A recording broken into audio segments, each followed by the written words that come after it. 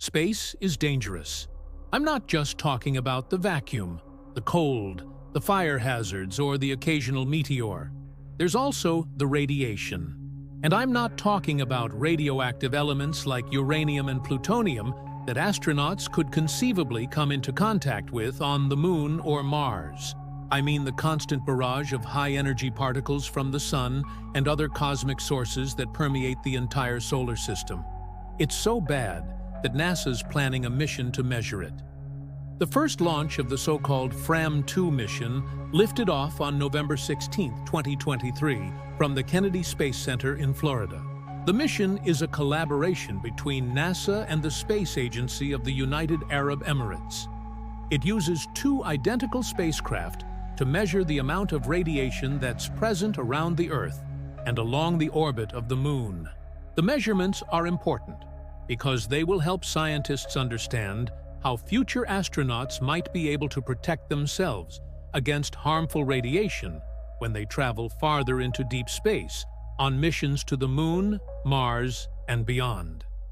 The most obvious way that space radiation damages the human body is through the formation of free radicals that can go on to cause cancer.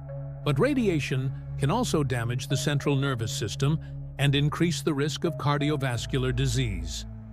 Even if astronauts don't get cancer or die from radiation exposure, it can still impair their vision, hearing, and overall health.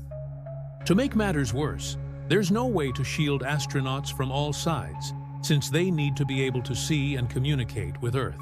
And any shielding material that adds too much weight will make spaceflight too expensive or even impossible. So instead, NASA is looking for ways to make spaceflight safer without adding too much mass. One possibility is to create artificial magnetic fields that deflect radiation away from astronauts. The challenge is to create such a field without using prohibitively heavy materials like lead or depleted uranium. In the meantime, astronauts on the International Space Station have been testing a variety of personal radiation monitors, which look like fancy watches, that can warn them when they're being exposed to too much radiation. The data they collect will help scientists refine the models that predict how much radiation astronauts will face on future missions. Eventually, this information will help NASA develop better ways to protect astronauts as they venture farther into space than ever before.